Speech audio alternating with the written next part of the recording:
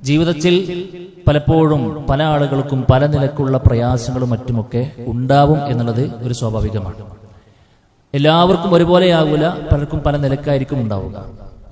എന്തെങ്കിലുമൊക്കെ ഒരു പ്രശ്നങ്ങളും കാര്യങ്ങളൊക്കെ സംഭവിക്കുമ്പോൾ പല ആളുകളും പല നിലക്കും അതിനൊരു ആശ്വാസം കണ്ടെത്താൻ വേണ്ടി പരിശ്രമിക്കാറുണ്ട്. കാരണം എല്ലാവർക്കും വേണ്ടത് മാനസികപരമായിട്ടുള്ള ആശ്വാസവും സമാധാനവുമാണ്. ലോകത്ത് എന്ത് കാര്യങ്ങളും പണമുണ്ടെങ്കിൽ ഒരു പക്ഷെ നമുക്ക് ലഭിക്കുമായിരിക്കും പലതും. പക്ഷെ എത്ര പണമുണ്ടെങ്കിലും കിട്ടാത്ത ഒന്നാണ് സമാധാനം എന്ന് പറയുന്നത്.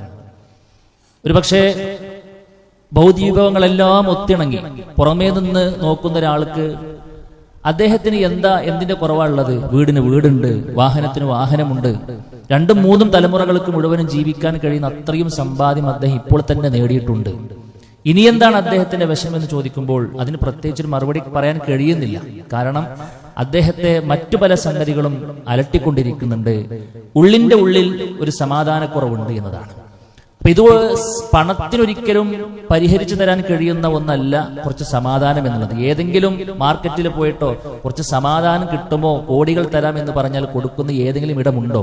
അതൊരിക്കലും ഇല്ല എന്നതാണ്. അവിടെയാണ് റസൂൽ കരീം സല്ലല്ലാഹു അലൈഹി വസല്ലമ വിശ്വാസികളുടെ ഒരു സൗഭാഗ്യത്തെ കുറിച്ച് പറയുന്നത്. യഥാർത്ഥത്തിൽ നമ്മുടെ ഇസ്ലാമിലെ സുഹൃത്തുക്കളെ സമാധാനത്തിന് വക നൽകുന്ന വഴികൾ പരിചയപ്പെടുത്തുന്ന ഒരുപാട് കാര്യങ്ങളുണ്ട്. അത് ശരിക്കും പഠിക്കുകയും മനസ്സിലാക്കുകയും ജീവിതത്തിൽ അനുധാവനം ചെയ്യാൻ നമ്മൾ ശ്രമിക്കുന്നുണ്ട് എങ്കിൽ നമുക്കൊരിക്കലും ഒരു സമാധാനത്തിന്റെ കുറവുണ്ടാവുകയില്ല. എന്തൊക്കെ പ്രശ്നങ്ങൾ ഉണ്ടെങ്കിലും ആ പ്രശ്നങ്ങൾക്ക് അപ്പുറത്ത് ഏതെങ്കിലും നിലക്കുള്ള ഒരു പരിഹാരം, ഏതെങ്കിലും നിലക്ക് നമുക്ക് സമാധാനിക്കാൻ വകുപ്പുള്ളതെല്ലാം റഹ്മാനായ റബ്ബ് നൽകിയിട്ടുണ്ട് എന്നതാണ് ഇസ്ലാമിന്റെ ഏറ്റവും വലിയൊരു പ്രത്യേകത. എങ്കിൽ എന്തൊക്കെ കാര്യങ്ങൾ ശ്രദ്ധിക്കുമ്പോഴാണ് ഒരാൾക്ക് സമാധാനത്തോടുകൂടെ ജീവിക്കാൻ കഴിയുക? അതിനർത്ഥം പ്രശ്നങ്ങളില്ല എന്നതല്ല, ബുദ്ധിമുട്ടുകൾ ഉണ്ടാകില്ല എന്നതല്ല. ബുദ്ധിമുട്ടുകൾ ഉണ്ടെങ്കിലും പ്രശ്നങ്ങൾ നമ്മളെ ആട്ടി ഉലക്കുന്നുണ്ടെങ്കിലും മേൽക്കുമേൽ വന്നു ഭവിക്കുന്നുണ്ടെങ്കിലും അപ്പോഴും ഒരു സമാധാനത്തിന്റെ ഒരു തുരത്തിലേക്ക് നമുക്ക് എത്തിപ്പെടാൻ കഴിയുന്ന ഒരു സംഗതി ഉണ്ടെങ്കിൽ അത് ഇസ്ലാമിൽ മാത്രമാണുള്ളത്. അത് കണ്ടെത്താൻ കഴിയുക വിശ്വാസികൾക്ക് മാത്രമാണുള്ളത്. സഹോദരങ്ങളെ, എന്താണ് അതിന്റെ വഴി? പണ്ഡിതന്മാർ പറഞ്ഞ ഒന്നാമത്തെ വഴി എന്താണെന്നറിയോ? തൗഹീദ് ശരിക്ക് ഉൾക്കൊള്ളുക എന്നുള്ളതാണ്. തൗഹീദ് ശരിക്ക് ഉൾക്കൊള്ളുക എന്നുള്ളതാണ്. ഞാൻ ആമുഖമായിക്കൊണ്ട് ഓതി വെച്ച ആയത്തിൽ റഹ്മാനായ റബ്ബ് പറഞ്ഞത് അവരെ കുറിച്ചാണ്. അല്ലാഹു സുബ്ഹാനഹു വ തആല പറഞ്ഞല്ലോ, പിന്നെ വല്ലദീന ആമനു, വിശ്വാസികളാണ് അവർ. വിശ്വസിച്ചു എന്ന് മാത്രമല്ല, വലം യൽബിസു ഈമാനഹും, അവരുടെ ആ ഒരു വിശ്വാസത്തിൽ ഒരു കലർപ്പും കലർന്നിട്ടില്ല. എന്തിന്റെ കലർപ്പ്? ബിളുൽമിൻ, ഒരു ലുൽമ്. ആ ലുൽമ ഏതാ? ശിർക്കാണ്. വിശ്വാസികളാണെന്നുള്ളത് വായ കൊണ്ട് പറയുന്നവരെ കുറിച്ചല്ല പറഞ്ഞത്. അവർ ഉൾക്കൊണ്ട ആദർശത്തിൽ തൗഹീദിനെ നിരക്കാത്തതൊന്നും, ശിർക്കിന്റെ ഒരു അംശം പോലും കയറാതിരിക്കുന്നത് ആരൊക്കെയുണ്ടോ, അതിനുവേണ്ടി നിതാന്തമായ ജാഗ്രത പാലിക്കുന്നവർ ആരൊക്കെയുണ്ടോ, ഉലൈക ലഹുമുൽ അംനു, അവർക്കാണ് നിർഭയത്വമുള്ളത് എന്നാണ്. ജീവിതത്തിൽ എന്തൊക്കെ പ്രശ്നങ്ങൾ ഉണ്ടെങ്കിലും റഹ്മാനായ റബ്ബിന്റെ തീരുമാനപ്രകാരമാണ് ഇതൊക്കെ നടക്കുന്നത്. അള്ളാഹു ഇന്നല്ലെങ്കിൽ നാളെ എനിക്കത് മാറ്റിത്തരും. ഇന്ന മഅൽ ഉസ്രി യുസ്റാ എന്നാണ് നമ്മൾ ഓതിക്കൊണ്ടിരിക്കുന്നത്. എല്ലാ വെള്ളിയാഴ്ചകളും പലപ്പോഴും നമ്മൾ കേട്ടുകൊണ്ടിരിക്കുന്ന ഒരു ആയത്തും അതൊക്കെ തന്നെയാണ്. സഹോദരങ്ങളെ, പരീക്ഷണത്തിന് വിധേയരാകാത്ത ആരെങ്കിലും ഉണ്ടോ? അശദ്ദുന്നാസി ബലാഅൻ അൽ അംബിയാ എന്ന് പറഞ്ഞു. ലോകത്തിൽ നമ്മളെന്ന് അനുഭവിക്കുന്നതല്ല സുഹൃത്തുക്കളെ പ്രയാസം. ഏറ്റവും വലിയ പ്രയാസങ്ങൾക്ക് വിധേയമായത് പ്രവാചകന്മാരാണെന്ന് നബി കരീം സല്ലല്ലാഹു അലൈഹി വസല്ലം. പിറന്നു വീണ തനിക്ക് കിട്ടിയ മക്കളെ ഒന്നൊഴികെ ബാക്കിയുള്ളതിനെ എല്ലാം കബറിലേക്ക് എടുത്തു വെച്ചത് ആരാണ്? അള്ളാഹുവിന്റെ റസൂലല്ലേ, ഒരു പിതാവല്ലേ. അദ്ദേഹം അനുഭവിക്കാത്ത എന്തെങ്കിലും പ്രശ്നങ്ങളുണ്ടോ? നോക്കൂ നിങ്ങൾ, രോഗം കൊണ്ട് എത്രയോ വർഷങ്ങളാണ് പ്രയാസപ്പെട്ടത് ഓരോ പ്രവാചകന്മാർ, അല്ലെ? എന്തെല്ലാം പ്രയാസങ്ങൾ. പക്ഷേ ആ പ്രയാസങ്ങൾ അനുഭവിക്കുന്നതിനിടക്കും അവർ ഒരു സമാധാനത്തിന്റെ ഒരു വഴി കണ്ടെത്തിയിരുന്നു. അതെന്താ? ഇതിനെല്ലാം എനിക്ക് റഹ്മാനായ റബ്ബ് എണ്ണി എണ്ണി പ്രതിഫലം തരുമെന്നാണ്. ഏറ്റവും ഉന്നതമായ പ്രതിഫലം ഏറ്റവും വലിയ പരീക്ഷണത്തിന്റെ കൂടെയാണെന്ന് റസൂൽ കരീം സല്ലല്ലാഹു അലൈഹി വസല്ലം പറയുമ്പോൾ സുഹൃത്തുക്കൾ, അത് എങ്ങനെയാണ് കിട്ടുക? ഉള്ളിൽ റഹ്മാനായ റബ്ബിനെ കുറിച്ചുള്ള വല്ലാത്തൊരു ബോധ്യപ്പെടൽ ഉണ്ടാകുമ്പോഴാണ്. അത് എങ്ങനെയെങ്കിലും ബോധ്യപ്പെട്ട പോലെ ശരിക്കും ഇങ്ങനെ ക്രിസ്റ്റൽ ക്ലാരിറ്റിയോടുകൂടെ ബോധ്യപ്പെടാൻ നമുക്ക് കഴിയണം. എന്റെ റബ്ബ് അവൻ ആരാ? മൂസാ നബി അലൈഹി സ്വലാം പറഞ്ഞില്ലേ, ഇന്ന മഅയ റബ്ബി സയഹ്ദീൻ, എന്റെ കൂടെ എന്റെ റബ്ബുണ്ട്, അല്ലെ? ഹസ്ബി അല്ലാഹ് വനിഅമൽ വക്കീൽ, എനിക്ക് എന്റെ റബ്ബ് മതി എന്നാണ്. അങ്ങനത്തെ ഒരു ചിന്ത ഉണ്ടോ സുഹൃത്തുക്കളെ നമുക്ക്? ഉണ്ടെങ്കിൽ ഒരു പ്രതിസന്ധിയെയും നമ്മളെ പിടിച്ചു കുലുക്കാൻ കഴിയില്ല എന്നാണ്. ഏത് പ്രയാസഘട്ടത്തിലും ഇൻഷാ അല്ലാഹ് ഞാൻ എന്റെ റബ്ബിന് കൊടുക്കേണ്ട കാര്യങ്ങളൊക്കെ കൊടുത്തിട്ടുണ്ടെങ്കിൽ, എന്നിട്ടും ഇങ്ങനെയൊക്കെ പ്രശ്നങ്ങൾ ഉണ്ടോ, ഇൻഷാ അല്ലാഹ് അതിൽ വേറൊരു ഹിക്മത്ത് പടച്ചോനിക്ക് ഉണ്ടാകും എന്ന് പറഞ്ഞ് സമാധാനപ്പെടാൻ കഴിയും. മറ്റൊന്നെന്താണെന്നറിയോ, ഈ ദുനിയാവ് എന്ന് പറഞ്ഞ് ഇങ്ങനെയൊക്കെ തന്നെയാണ്. ദുനിയാവിൽ നമ്മൾ ഇങ്ങോട്ട് വന്നത് അടിച്ചു പൊളിച്ച് ജീവിക്കാനൊന്നല്ല. അങ്ങനെയൊക്കെ പറഞ്ഞ് പ്രചരിപ്പിക്കുന്ന കുറെ മനുഷ്യന്മാരുണ്ട്. അവർക്ക് എന്തെങ്കിലുമൊക്കെ പ്രശ്നങ്ങൾ ഉണ്ടാകുമ്പോൾ അതോടുകൂടെ അവർ ദുനിയാവ് കഴിഞ്ഞു. കാരണം എന്താ, അവരുടെ മനസ്സിൽ ആകെയുള്ളത് ദുനിയാവിലെ കുറച്ച് സുഖങ്ങൾ മാത്രമാണ്. അത് കിട്ടാതെ വന്നു കഴിഞ്ഞാൽ അവർ ആകെ അപ്സെറ്റായി ആത്മഹത്യ വരെ ചെയ്യുന്നത് എന്തുകൊണ്ടാണ്? ആകെ ദുനിയാവ് അടിച്ചു പൊളിക്കാനാണ് വന്നത്. അതിങ്ങനെ പരീക്ഷണമാണെങ്കിൽ പിന്നെ എന്താണ്? നമ്മളുടെ ലൈഫ് അതല്ലല്ലോ. തൗഹീദ് ഉൾക്കൊണ്ട ഒരാളുടെ വിശ്വാസം അതല്ലല്ലോ. തൗഹീദ് ഉൾക്കൊണ്ട ഒരാളുടെ വിശ്വാസം എന്താ? നമ്മളിവിടെ വന്നിട്ടുള്ളത് പരലോകത്തേക്ക് പണിക്കാൻ വേണ്ടിയിട്ടുള്ളതാണ്. ദുനിയാവ് എന്ന് പറഞ്ഞ് എന്റെ റബ്ബിനെ പഠിപ്പിച്ചിട്ടുള്ളത് അത് കയറ്റവും ഇറക്കൊക്കെ ഉണ്ടാകും, ഹൈറും ഷർറൊക്കെ ഉണ്ടാകും, മുസീബത്തുകളൊക്കെ ഉണ്ടാകും, ചിരിക്കാനുള്ള വകുപ്പുണ്ടാവും, കരയാനുള്ള വകുപ്പൊക്കെ ഉണ്ടാവും. റബ്ബ് ഇങ്ങനെ മാറ്റിമറിച്ചുകൊണ്ടേ ഇരിക്കുമെന്നാണ്. എന്തൊക്കെ ഉണ്ടെങ്കിലും തളരാതെ പതറാതെ നിൽക്കണമെങ്കിൽ കണ്ണടക്കുന്നതോട് തുടക്കം കുറിക്കുന്നൊരു പരലോകത്തെക്കുറിച്ചും റഹ്മാനായ റബ്ബ് ഒരുക്കി വെച്ച പരലോക ജീവിതത്തെക്കുറിച്ചും അതാണ് യഥാർത്ഥ ജീവിതം. എന്റെ മുമ്പിൽ വരുന്നത് മരണത്തോടുകൂടെ അപ്പുറത്തുള്ളതാണെന്ന് ശരിക്കും ഉൾക്കൊണ്ട ഒരാൾക്ക് സുഹൃത്തുക്കളെ ഇതിലൊക്കെ ഒരു സമാധാനത്തിന്റെ ഭാഗം കണ്ടെത്താൻ കഴിയുമെന്നാണ്. ഭാര്യയുമായി കൊണ്ട് പ്രശ്നമുണ്ടോ? മക്കൾ വിചാരിച്ച പോലെ ആകാത്ത പ്രശ്നമുണ്ടോ? ഞാൻ എല്ലാം ചെയ്തു, ഞാൻ എല്ലാം ശ്രദ്ധിച്ചു. നമ്മൾ ചെയ്യേണ്ട കാര്യങ്ങൾ ശ്രദ്ധിച്ചിട്ടാണ് പ്രശ്നങ്ങൾ കേട്ടോ ഈ പറയണത്. നമ്മൾ ചെയ്യേണ്ട കാര്യങ്ങളൊക്കെ ശ്രദ്ധിച്ചു, കൊടുക്കേണ്ട കാര്യങ്ങളൊക്കെ കൊടുത്തു, എന്നിട്ട് പ്രശ്നങ്ങൾ ഉണ്ടെങ്കിൽ അതിന്റെ പിന്നിൽ വേറൊരു ഹിക്മത്ത് ഉണ്ട് എന്ന് മനസ്സിലാക്കുമ്പോൾ കിട്ടുന്ന ഒരു സമാധാനം സുഹൃത്തുക്കളെ അത് ഏറ്റവും വലുതാണ് എന്നതാണ്. അതുകൊണ്ട് അല്ലാഹു സുബ്ഹാനഹു വ തആല പറയുന്നുണ്ട്, വമയുശ്രികു ബില്ലാഹ്, ഇങ്ങനെയേറെ സമാധാനം കണ്ടെത്തേണ്ട റബ്ബുമായിട്ടുള്ള ബന്ധം വിച്ഛേദിച്ചിട്ട് എന്തെങ്കിലുമൊക്കെ ഒരു പ്രശ്നം ഉണ്ടാകുമ്പോഴേക്കും മറ്റു പല ആളുകളിലേക്ക് ഓടുന്ന ആളുകളെ കുറിച്ച് ഖുർആൻ പറഞ്ഞ കാര്യം എന്താ അറിയുമ്പോൾ ശരിക്കും നമ്മൾ അടിവരട്ട് മനസ്സിലാക്കേണ്ട കാര്യമാണ്. വമയുശ്രികു ബില്ലാഹ്, അല്ലാഹുവിൽ ആരെങ്കിലും പങ്കു ചേർക്കുന്നുണ്ടെങ്കിൽ അവനെ കുറിച്ച് ഉപമ പറയും, ഫകഅന്നമാ ഖറ മിനസ് സമാ, ആകാശത്ത് നിന്ന് കീഴ്പോട്ട് വീണവനെ പോലെ എന്നാണ്. ഇത് ആകാശത്ത് വീണവനെ പോലെ പറയാനുള്ള കാരണം അതിനെ പിന്നെ കാറ്റ് പിടിക്കലൊക്കെ കൊണ്ടുപോകും, പറവകൾ അതിനെ കൊത്തിക്കൊണ്ടുപോകും.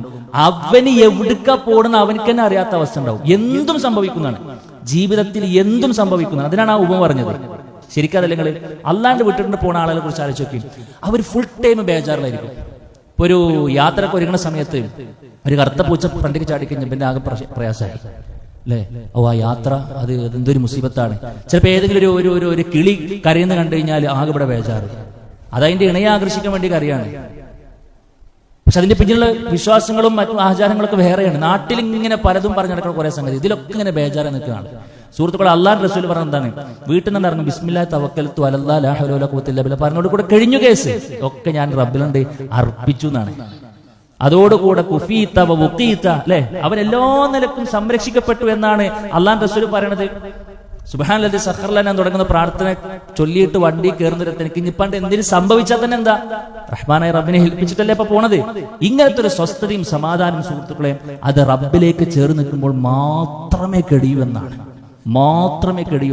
ജാറത്ത് പോകുന്ന ആളുകൾക്ക് ഈ സമാധാനം ഉണ്ടാവൂല, കയ്യിൽ ഏലസ് കെട്ടിയ ആളുകൾക്ക് ഈ സമാധാനം ഉണ്ടാവൂല, അല്ലെങ്കിൽ വല്ല തകട് കൊണ്ടുനടക്കുന്ന ആളുകൾക്ക് ഈ സമാധാനം ഉണ്ടാവില്ല. നിങ്ങൾ ആലോചിച്ച് നോക്കി, അവരെ പേഴ്സണലി സംസാരിച്ച് നോക്കി, അവർ പറയും ഒന്നല്ലെങ്കിൽ ഒരു നിലക്ക് ഇങ്ങനെ ഉണ്ടാവും ഓരോ പ്രശ്നങ്ങൾ. വാഹനത്തിൽ കയറും, പ്രാർത്ഥന ചൊല്ലില്ല, ജാറത്തിന് കെട്ടിട്ടുണ്ടാവും, ഈ സമാധാനം ഉണ്ടാവില്ല. പടച്ചോനണ്ട് വിട്ട് കഴിഞ്ഞാൽ പിന്നെ ഈ സമാധാനം തീരൂല എന്നുള്ളതാണ്. കാരണം റഹ്മാനായ റബ്ബാണ് ആ സമാധാനം നമുക്ക് നൽകേണ്ടത്. അല്ലാഹുമ്മ അൻതസ്സലാം വമിൻകസ്സലാം തബാറകത യാ ദൽ ജലാലി വൽ ഇക്റാം, അല്ലേ? നമ്മളെല്ലാം പറഞ്ഞ പ്രാർത്ഥന സുഹൃത്തുക്കളെ. അതുകൊണ്ട് സഹോദരങ്ങളെ, ആ സമാധാനം റഹ്മാനായ റബ്ബിലേക്ക് നമ്മളിങ്ങനെ കണക്ട് ചെയ്ത് നിൽക്കുമ്പോൾ മാത്രം കിട്ടുന്ന പരിപാടിയാണെന്നുള്ള മനസ്സിലാക്കുക. രണ്ടാമത്തെ കാര്യം എന്താണെന്നറിയോ? രണ്ടാമത്തെ കാര്യം സുഹൃത്തുക്കളെ, അമലു സ്വാലിഹാത്തിന്റെ വർധനവ് ഉണ്ടാകുമ്പോഴാണ്. ആരുടെ കൈകളിലാണോ നന്മകൾ ചെയ്യുന്നത്, ഇൻ അഹ്സൻതും അഹ്സൻതും ലിഅൻഫുസിക്കും, റബ്ബ് പറഞ്ഞു നിങ്ങൾ എന്തെങ്കിലും നന്മ ചെയ്യുന്നുണ്ടോ അത് നിങ്ങൾക്കുള്ളതാണ്. ഒരു നന്മയും ചെയ്യാത്ത ഈ പരലോകബോധം ഇല്ലാത്ത ഒരാൾ പോലും ശരിക്കെന്താ കറക്റ്റായിട്ട് തൗഹീദിന്റെ ഭാഗങ്ങൾ ഉൾക്കൊള്ളാത്തൊരു മനുഷ്യൻ, അവർ ഈശ്വര വിശ്വാസിക്കാണ്, പക്ഷെ മറ്റു പല മതത്തിലുള്ളത്. അപ്പൊ അങ്ങനത്തെ ഒരാള് ഒരു ഇന്റർവ്യൂല് പറയാണ്, അദ്ദേഹം താഴെ തട്ടിൽ നിന്നും പൊരുതി വന്ന ആളാണ്. അപ്പൊ അദ്ദേഹം ഇന്ന് ഒരുപാട് ആളുകൾക്ക് പല നന്മകളും ചെയ്യുന്നുണ്ട്.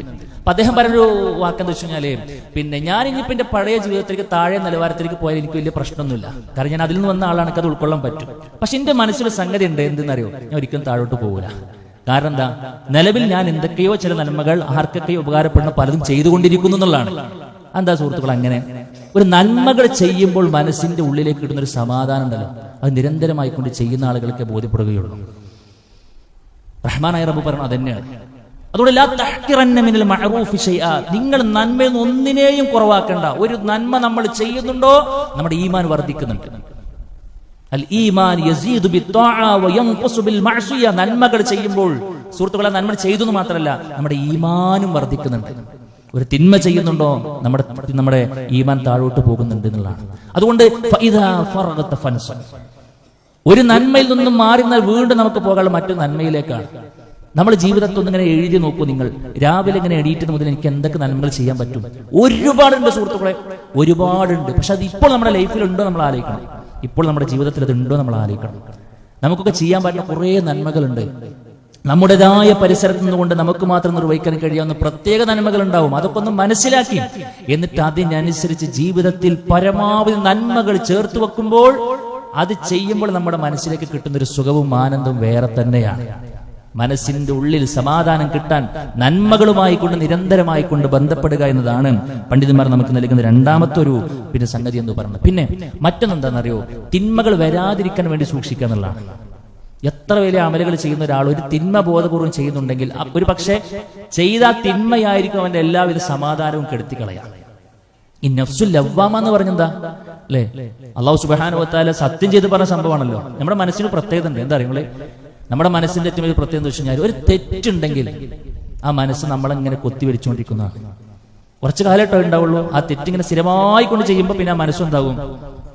അതിനനുസരിച്ചിട്ട് അങ്ങോട്ട് ഖാസിയത്തുൽ ഖുലൂബ് എന്ന് പറഞ്ഞ പോലെ ഹൃദയം അങ്ങോട്ട് കെട്ടടഞ്ഞു പോകുന്നതാണ്. പക്ഷെ മനസ്സിന്റെ ഒരു ശുദ്ധ പ്രകൃതി എന്താ വെച്ച് കഴിഞ്ഞാൽ ഒരു തെറ്റ് ചെയ്യുന്നുണ്ടെങ്കിൽ ഇന്നാലോ തെറ്റ് ചെയ്തില്ലേ, ഈ അങ്ങനെ പറഞ്ഞില്ലേ, പറയുന്ന സമയത്ത് ആലോചിച്ചുണ്ടാവില്ല, ചെയ്യുന്ന സമയത്ത് ആലോചിച്ചുണ്ടാവില്ല. പിശാചിൻ തള്ളിച്ചാൽ പറയും. പിന്നെയാണ് നമ്മളിങ്ങനെ ഒഴിഞ്ഞിരിക്കുമ്പോൾ ആ തെറ്റ് നമ്മളെ സമാധാനം കെടുത്തി കളയുന്നതാണ്. ഉറക്കം വരാനുള്ള ഭൗതിക സംവിധാനങ്ങളെല്ലാം ഉണ്ട്. അടിപൊളി കടക്കലവൻ കിടക്കുന്നത്, ശീതീകരിച്ച റൂമിലാണ് ഉള്ളത്. എല്ലാ ഭൗതിക സൗകര്യങ്ങളും നിലവാരങ്ങളും ഒക്കെ ഉണ്ട്. പക്ഷെ കാട്ടുന്നിട്ട് ഉറക്കണ്ട് വരുന്നില്ല. എന്തേ കാരണം? ഇതിന്റെ ഉള്ളിലുള്ള ഹൃദയം ശരിയല്ലാത്തതുകൊണ്ടാണ്. ആ ഹൃദയം എന്തെങ്ങനെ പടക്കുന്നത്? ഇന്ന് ചെയ്തു കൂട്ടിയ തെറ്റിനെ കുറിച്ച് ആലോചിക്കുമ്പോഴാണ് സഹോദരങ്ങളെ. അതുകൊണ്ട് ഒരു തെറ്റും ബോധപൂർവം ചെയ്യാതിരിക്കാൻ നമ്മൾ പ്രത്യേകം ശ്രദ്ധിക്കുന്നതോടൊപ്പം ഇസ്തിഗ്ഫാറുകളും തൗബകളും നമ്മൾ വളരെ ഗൗരവത്തിൽ ശ്രദ്ധിക്കണമെന്നാണ് പണ്ഡിതന്മാർ നമുക്ക് നൽകുന്ന ഏറ്റവും വലിയ ഒരു നസീഹത്ത് എന്ന് പറയുന്നത്. അതുകൊണ്ട് സഹോദരങ്ങളെ, പിന്നെ നമ്മുടെ തെറ്റുകൾ വരാതിരിക്കാൻ നമ്മൾ പ്രത്യേകം ശ്രദ്ധിക്കുന്നിടത്ത് സമാധാനം കണ്ടെത്താൻ നമുക്ക് കഴിയുമെന്ന് തന്നെയാണ് പറയാനുള്ളത്. മറ്റൊന്ന് അൽ ഇഹ്സാനു ഇലൽ ഖൽഖ്, പണ്ഡിതന്മാർ പറഞ്ഞ മറ്റൊരു പോംവഴിയാണ്. പല ആളുകൾക്കും നമ്മളെ കൊണ്ട് കഴിയാവുന്ന നന്മകൾ മറ്റുള്ളവർക്ക് നമ്മൾ പരമാവധി ചെയ്യാന്നുള്ളതാണ്. എന്തൊരു നന്മയാണ് നമ്മൾ മറ്റുള്ളവർക്ക് നന്മയായിക്കൊണ്ട് ചെയ്യാൻ കഴിയുക? അതിപ്പോ ഒന്നുമില്ല. നമ്മളൊരു ബൈക്കിൽ ഇങ്ങനെ പോണ സമയത്ത് ഒരു സഹോദരന് വെയിൽ കൊണ്ട് നടക്കുന്ന സമയത്ത് ഒന്ന് നിർത്തിയിട്ട് നിങ്ങൾ കയറിക്കോളിന്ന് പറയലായിരിക്കും. നമുക്ക് എന്തെങ്കിലും പ്രശ്നമുണ്ടോ? നമുക്കൊന്നുമില്ല. ആ യാത്രയിൽ ഒരാളെ നമുക്ക് എന്തായാലും പൈസ കൊടുത്തു അല്ലെ, ഒരാളെ കണ്ടു, നമ്മൾ ചായ കുടിക്കാണ്, നിങ്ങൾ ഒരു ഗ്ലാസ് ചായ കുടിക്കുന്ന ഏതാ വേണ്ട അല്ലെ, ഒരു 10 രൂപയുടെ പരിപാടിയുള്ളൂ, പക്ഷെ അതൊരു നന്മയാണ്. ഇനിയൊന്നുമില്ല, കണ്ണു കാണാത്ത ഒരാളിങ്ങനെ ഇങ്ങോട്ട് പ്രയാസപ്പെടുന്നുണ്ടോ, അല്ലെങ്കിൽ ഇനി ഒരു അവശനായിട്ട് നില ഒരാളിങ്ങനെ വഴിയിൽ നിന്ന് ക്രോസ് ചെയ്യാൻ ഒരു പ്രയാസമുണ്ടോ, നമ്മളൊന്ന് വരുന്ന വണ്ടീനെ കൊണ്ട് തടുത്തിട്ട് ഇവിടെ നിൽക്കട്ടോ എന്നൊക്കെ പറഞ്ഞ അയാൾക്ക് ഒരു സൗകര്യം ഏർപ്പെടുത്തി കൊടുക്കുക, അതൊരു ഹൈറാണ്. നമ്മൾ ബസ്സിൽ തൂങ്ങി പിടിച്ച് കയറി നിൽക്കുന്ന നമുക്കൊരു സീറ്റ് കിട്ടി, കുറച്ച് കഴിഞ്ഞപ്പോഴേക്കും നമ്മളെക്കാൾ അവശന ഒരാൾ വന്നു, നമ്മൾ എണീറ്റ് കൊടുത്ത് നിങ്ങളൊരു നോളിന്ന് പറഞ്ഞു, നമ്മളൊന്നാണ്ട് അഡ്ജസ്റ്റ് ചെയ്തു, ഒരു സ്ഥലത്ത് നമ്മൾ ചെറിയൊരു ഗ്യാപ്പ് ഉണ്ടായി കൊടുത്തു, അതുപോലും നന്മയാണെന്നാണ്. അതുപോലും നന്മയുടെ തുലാസിൽ തൂങ്ങിയിരിക്കും, നന്മയുടെ തുലാസിൽ തൂങ്ങിയിരിക്കും. ആ നന്മ ചെയ്യുന്നിടത്ത് സുഹൃത്തുക്കളെ നമുക്കൊരു ആശ്വാസം കണ്ടെത്താൻ കഴിയുമെന്നാണ്. കാരണം എന്താ? അല്ലാഹുവിന്റെ റസൂൽ പറഞ്ഞു, മൻ ഫറജ അൻ മുഅ്മിനിൻ ഖുർബതൻ മിൻ ഖുറബി ദുനിയാ ഫറജല്ലാഹു ഖുർബതൻ മിൻ ഖുർബി യൗമിൽ ആഖിറ. അഥവാ നാളെ ഒരാള് ദുനിയാവിലെ ഒരു മറ്റൊരു സുഹൃത്ത് അനുഭവിക്കുന്ന ക്ലേശം, ബുദ്ധിമുട്ട് ആരെങ്കിലും ഒഴിവാക്കിയിട്ടുണ്ടെങ്കിൽ നാളെ പരലോകത്ത് ആ മനുഷ്യൻ അനുഭവിക്കാൻ പോകുന്ന പ്രയാസങ്ങൾ റബ്ബ് ഒഴിവാക്കി കൊടുക്കുന്നതാണ്. അപ്പൊ ഇത് നിരന്തരമായി കൊണ്ട് ചെയ്യുന്ന ഒരാളെ സംബന്ധിച്ചിടത്തോളം എന്താ മനസ്സിലുണ്ടാകുക? ഞാൻ എന്റെ ജീവിതത്തിൽ ഇത്രയൊക്കെ നന്മകൾ ചെയ്യുന്ന ഒരാളാണ്, ഇൻഷാ അല്ലാഹ് റബ്ബ് സ്വീകരിച്ചിട്ടുണ്ടെങ്കിൽ എന്റെ പരലോകത്തെ യാത്രയും റാഹത്തായിരിക്കുമെന്നാണ്. അതൊരു ആശ്വാസം, സമാധാനവും കണ്ടെത്താൻ കഴിയുന്ന വലിയൊരു പോംവഴിയായിക്കൊണ്ടാണ് പറയുന്നത്. മറ്റൊന്ന് ദിക്റുല്ലാ എന്നതാണ്. ദിക്റുല്ലാ എന്ന് പറയുമ്പോൾ നമ്മുടെ ആദ്യം മനസ്സിൽ വരിക സുബ്ഹാനല്ലാഹ് അൽഹംദുലില്ലാഹ് അല്ലാഹ് ചൊല്ലുന്നതാണ്. അതിനേക്കാൾ മുമ്പ് നമ്മുടെ മനസ്സിൽ വരുന്ന കാര്യം എന്താണ്? ദിക്റും ബിൽ ഖൽബാണ്. ഹൃദയത്തിൽ റബ്ബിനെ കുറിച്ച് ഒരു ഓർമ്മ ഉണ്ടാകണം. അതെങ്ങനെ ഉണ്ടാകുക? അതിനാണ് ഇപ്പം നമ്മുടെ ജുമുഅ അല്ലേ? യാ അയ്യുഹല്ലദീന ആമനൂ ഇദാ നൂദിയ ലിസ്സലാത്തി മിൻ യൗമിൽ ജുമുഅ ഫസ്ഔ ഇലാ ദിക്രില്ലാഹ്. വിശ്വാസികളെ, ജുമുഅ ദിവസം നിങ്ങൾ വിളിക്കപ്പെട്ട് കഴിഞ്ഞാൽ നിങ്ങൾ വേഗം വരണം എന്നാണ്. പിന്നീട് കച്ചവടമല്ല, പിന്നീട് വർച്ചാനല്ല, പിന്നെ അത് കുറച്ച് കഴിഞ്ഞോട്ടെ എന്നല്ല, രണ്ടാം ഖുതുബക്ക് വേണ്ടി മാറ്റിവെക്കലല്ല, അവസാനത്തെ റക്അത്തിൽ പിടിക്കാമെന്നല്ല, നേരത്തെ എത്തുക എന്നാണ്. എന്തിനത് പറഞ്ഞത്? റബ്ബിനെ കുറിച്ചുള്ള ഓർമ്മ ഉണ്ടാകണം തന്നെയാണ്. ആ റബ്ബിനെ കുറിച്ച് ഇങ്ങനെ കേൾക്കുമ്പോൾ അലാ ബിദിക്രില്ലാഹി തത്മഇന്നുൽ ഖുലൂബ്, റഹ്മാനായ റബ്ബിനെ കുറിച്ച് ഇങ്ങനെ കേൾക്കുമ്പോൾ ഹൃദയങ്ങൾ ആശ്വാസത്തിലായി പോകുമെന്ന നീറുന്നൊരായിരം അനുഭവങ്ങളുമായി കൊണ്ട് പള്ളിയിലേക്ക് വന്നു നമ്മൾ ഒരു ഉപദേശം കേൾക്കുമ്പോൾ എന്തേ സുഹൃത്തെ ഒരു നനവ് നമുക്ക് അനുഭവിക്കാൻ കഴിയണത് പറയുന്ന ആളുടെ കൽപ്പൊന്നല്ല, അത് അള്ളാഹുവിന്റെ വചനാമൃതങ്ങളുടെ പ്രത്യേകതയാണ്. ദീനിന്റെ പരിഹാര മാർഗങ്ങളിലേക്ക് നമ്മൾ എത്തുകയാണ്. അതുകൊണ്ട് എന്താ അറിയോ, അള്ളാഹുവിനെ കുറിച്ച് നിരന്തരമായിക്കൊണ്ട് നമ്മൾ കേൾക്കുക. ഖുതുബ മാത്രമൊന്നുമല്ല, അത് നിർബന്ധമായ ഒരു ഓപ്ഷൻ മാത്രമാണ്. അതിനപ്പുറത്ത് ഒരുപാട് സൗകര്യങ്ങൾ ഇന്ന് അൽഹംദുലില്ലാഹ് നമുക്കുണ്ട്. വിശുദ്ധ ഖുർആന്റെ ആയത്തുകൾ പഠിക്കാൻ കഴിയുന്ന QHLS ഉണ്ട്. ഖുർആൻ പഠന ക്ലാസ്സുകൾ ഓഫ്ലൈനായിട്ടും ഓൺലൈനായിട്ടും ഒക്കെ ഉണ്ട് സുഹൃത്തുക്കളെ. പക്ഷെ എന്ത് വേണമെന്നറിയോ, ചെറിയൊരു ശ്രദ്ധ വേണം, ചെറിയൊരു പ്ലാനിങ് വേണം. എല്ലാം കഴിഞ്ഞിട്ട് നമ്മളൊന്നും നേടൂല. ഇതൊക്കെ പ്ലാൻ ചെയ്യുമ്പോഴേ നടക്കുള്ളൂ. അതിൽ പക്ഷെ യാത്ര, ഞാൻ കുറെ യാത്ര ചെയ്യുന്ന ഒരാളാണെന്നുണ്ടെങ്കിൽ യാത്രയിൽ കേൾക്കാലോ നമുക്ക്, അല്ലേ? അതിനനുസരിച്ചുള്ള ആപ്പുകൾ, ഇപ്പൊ പീസ് റേഡിയോ പോലെയുള്ള ആപ്പുകളൊക്കെ സുഹൃത്തുക്കൾ 24 മണിക്കൂർ അള്ളാഹിനെ കുറിച്ചാണ് സംസാരിക്കുന്നത്, അള്ളാഹുവിനെ കുറിച്ചാണ് സംസാരിക്കുന്നത്. നമ്മളാക്കുകയാണ്, നമ്മുടെ സ്വർഗാവകാശിയാക്കിക്കൊണ്ടിരിക്കുകയാണ് സുഹൃത്തുക്കളെ റബ്ബിന്റെ സംസാരങ്ങൾ. അത് കേട്ടാൽ നമ്മുടെ ഈമാൻ പുതുക്കും. അതേപോലെ തന്നെ നമുക്ക് ഒരു ആശ്വാസം കണ്ടെത്താൻ കഴിയും. റബ്ബിനെ കുറിച്ച് കേൾക്കുമ്പോൾ, റഹ്മാനായ റബ്ബിനെ കുറിച്ച് അറിയുമ്പോൾ നമ്മുടെ മനസ്സ് എല്ലാ നിലക്കൊരു സമാധാനത്തിന്റെ തുരത്തിലേക്ക് എത്തുമേ. ആത്മഹത്യ മുനമ്പിൽ നിന്ന് ജീവിതം അവസാനിപ്പിക്കാൻ വേണ്ടി പീസ് റേഡിയോയിലേക്ക് ഒരു സഹോദരി എഴുതിയ ഫീഡ്ബാക്കാണ് ഞാൻ പറയണത്. എന്താ അറിയോ, ഞാൻ ആത്മഹത്യക്ക് വേണ്ടി ശ്രമിച്ച ആളാണ്. ആ തുമ്പിലേക്ക് പോകാൻ വേണ്ടി എല്ലാ ഒരുക്കങ്ങളും നടത്തിയപ്പോഴാണ് എൻ്റെ ഒരു സുഹൃത്ത് എനിക്ക് ഈ ഒരു ആപ്പ് എനിക്ക് പരിചയപ്പെടുത്തുന്നത് എന്നാണ്. അത് ഞാൻ ഡൗൺലോഡ് ചെയ്ത് കേട്ട് തുടങ്ങിയപ്പോൾ എൻ്റെ ജീവിതം മാറി എന്നാണ്. ജീവിതം മാറി, പുതിയ അർത്ഥതരങ്ങൾ രൂപപ്പെട്ടു. റബ്ബിനെ കുറിച്ച് എനിക്ക് മനസ്സിലാക്കാൻ കഴിയുന്നതോടുകൂടെ എന്റെ എല്ലാം മാറിയെന്നാണ് സുഹൃത്തുക്കളെ. അത് സംഭവിച്ചിരിക്കും. പക്ഷെ നമ്മുടെ മനസ്സിൽ നിന്നും നമ്മുടെ ഭാഗത്ത് അതിനൊരു പ്രത്യേക ഒരു ധാരണ ഉണ്ടാകണം എന്നുള്ളതാണ് സൂചിപ്പിക്കാനുള്ളത്. മതം പഠിച്ചേ പറ്റൂ. അതേപോലെ തന്നെ ആശ്വാസം കണ്ടെത്താൻ കഴിയും മറ്റൊരു പ്രധാനപ്പെട്ട സംഗതിയാണ് എല്ലാ ദിവസവും 5 നേരം നമ്മൾ നിസ്കരിക്കണം. ആ നിസ്കാരം എന്നുള്ള എന്റെ കൺകുളിർമ നിസ്കാരത്തിലാണെന്ന് റസൂൽ കരീം സ്വല്ലല്ലാഹു അലൈഹി വസല്ലം പറഞ്ഞു. എന്തൊരു പ്രശ്നമില്ല, ആണാകട്ടെ പെണ്ണാകട്ടെ സുഹൃത്തുക്കൾ, ഒരാളോട് പറഞ്ഞാൽ, ഒരാൾ ഷെയർ ചെയ്താൽ ഒരു ആശ്വാസം നമ്മൾ കണ്ടെത്താറില്ലേ? അല്ലേ? ഒരാള് വന്ന് കേൾക്കാൻ ഒരാളുണ്ട് എന്ന് പറഞ്ഞാൽ തന്നെ നമ്മുടെ മനസ്സിൽ ഒരു ആശ്വാസം വലുതല്ലേ? നമ്മുടെ നിസ്കാരം സംസാരമാണ്, റബ്ബിനോടുള്ള മുനാജാത്താണ്. മറ്റുള്ളവരോട് പറഞ്ഞു അത് കേട്ടുന്നേ ഉണ്ടാവുള്ളൂ. പക്ഷെ കേട്ടൊരാൾക്ക് അത് പരിഹരിച്ചു തരാൻ കഴിഞ്ഞോന്നുണ്ടാവും. പക്ഷെ നിസ്കാരം അങ്ങനെയല്ലല്ലോ, റബ്ബ് അങ്ങനെയല്ലല്ലോ. നമ്മുടെ വേദനകളും വ്യസനങ്ങളും വേദനകളും കേൾക്കാൻ മാത്രമല്ല, അത് മനോഹരമായി കൊണ്ട് പരിഹരിച്ചു തരാനും കഴിയും. നമ്മൾ ആ അവസരങ്ങൾ ആ നിലക്ക് ഉപയോഗപ്പെടുത്തുന്നുണ്ടോ എന്നുള്ളത് ആത്മാർത്ഥമായി കൊണ്ട് ചിന്തിക്കണം സുഹൃത്തുക്കളെ. റബ്ബിലേക്കൊരു സാമീപ്യം ആദർശ രംഗത്ത് മാത്രമല്ല കർമ്മരംഗത്തും ഒക്കെ നമ്മൾ ഉണ്ടാക്കിയെടുക്കാൻ നമ്മൾ പ്രത്യേകം ശ്രദ്ധിക്കണം എന്നുള്ളതാണ് സൂചിപ്പിക്കുവാനുള്ളത്. റഹ്മാനായ റബ്ബിനോട് ആത്മാർത്ഥമായി കൊണ്ട് സുജൂദിൽ കടന്നും മറ്റുമൊക്കെ പ്രാർത്ഥനകളിലൂടെ റബ്ബിലേക്ക് അടുത്ത് നമ്മുടെ എല്ലാവിധ പ്രശ്നങ്ങളും റബ്ബിനോട് പറഞ്ഞ്, റബ്ബേ നീ എനിക്കത് പരിഹരിച്ചു തരണമേ എന്ന് ആത്മാർത്ഥമായി കൊണ്ട് പറഞ്ഞ് ഇറങ്ങിപ്പോകുന്ന ഒരുത്തൻ അനുഭവിക്കുന്ന ഒരു സമാധാനം സുഹൃത്തുക്കൾ ചില്ലറയല്ല. അതുകൊണ്ട് നമ്മൾ അനുഭവിക്കുന്ന എല്ലാവിധ പ്രശ്നങ്ങൾക്കുമുള്ള പരിഹാരം അള്ളാഹുവിന്റെ ദീനിലുണ്ട്. അത് അടുത്തറിയാനുള്ള പരിശ്രമം നമ്മുടെ ഭാഗത്ത് ഉണ്ടാകണം. അതിനുള്ള വഴികളാണ് സൂചിപ്പിച്ചത്. റഹ്മാനായ റബ്ബ് തൗഫീഖ് നൽകി അനുഗ്രഹിക്കുമാറാകട്ടെ. അഖൂലു ഖൗലി ഹാദാ അസ്തഗ്ഫിറുല്ലാഹ ലീ വലക്കും വലിജമീഇൽ മുസ്ലിമീന വസ്തഗ്ഫിറു മിൻ കുല്ലി ദംബ് ഇന്നഹു ഹുവൽ ഗഫൂറുർ റഹീം. മനസ്സമാധാനം നേടിയെടുക്കുവാനുള്ള വഴികളെക്കുറിച്ച്, ദീനിൽ നിർദ്ദേശിക്കുന്ന വഴികളെക്കുറിച്ചാണ് സൂചിപ്പിക്കുന്നത്. അത് ഏറ്റവും പ്രധാനപ്പെട്ട ഒന്നാണ്. ഒരു വിശ്വാസിയുടെ മനസ്സിലുള്ള ഏറ്റവും വലിയൊരു പരിഹാര മാർഗം എന്ന് പറയുന്നത് റഹ്മാനായ റബ്ബിലേക്കുള്ളൊരു യാത്രയെക്കുറിച്ച് ആലോചിക്കുമ്പോൾ തന്നെയാണ്.